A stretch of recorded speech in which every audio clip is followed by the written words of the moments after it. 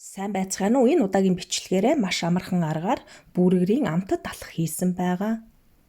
Орцонд маань нэг ширхэг өндөг 50 мл ургамлын дос, 2 цайны халбаг сахар, 7 г хөөлөгч буюу дорож, 1 цайны халбаг давс, 200 мл бүлээн сүү, 200 мл бүлээн ус, 600-аас 700 г гурил орно.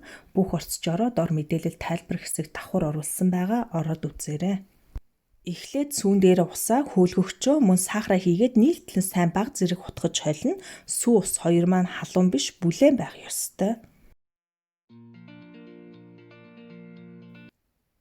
Дараа нь дээрэс нь өндгөө досоо давсаа хийгээд мөн адил нийлтлэн бага зэрэг холиод дээрэс нь гурилаа бага багаар хийгээд нийлтлэн сайн зуурна.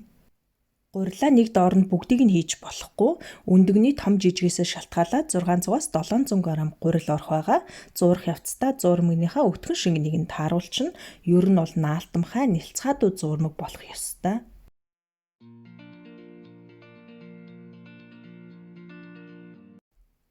Хэрвээ гарт наалдаад байвал бага зэрэг ургамлын дос гартаа аваад ингэж бөөрн хилөөд савандаа хийгээд дээрээс нь юмөр бүтээгээд өрөөний хэмд ойролцоогоор 40 минут байлгаж хөөлгөнө.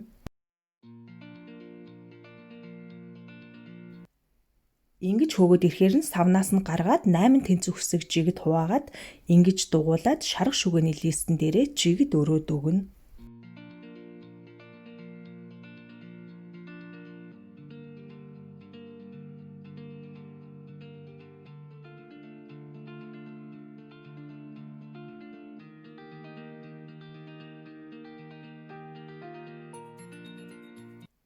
Ийм болохоор нь мөн адил дээгүүр нь юмор бүтээгээд өрөөний хэмд ойролцоогоор 20 минут байлгана. 20 минутын дараа нэг ширхэг өндгийг нийлүүлж хутгаад дээгүүр нь жигд түрхэнэ.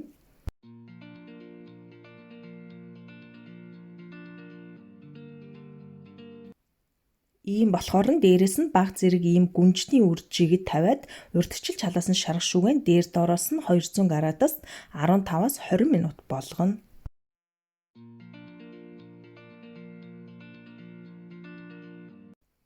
Ийм болохоор нь хөргөө түрт тавьчихна.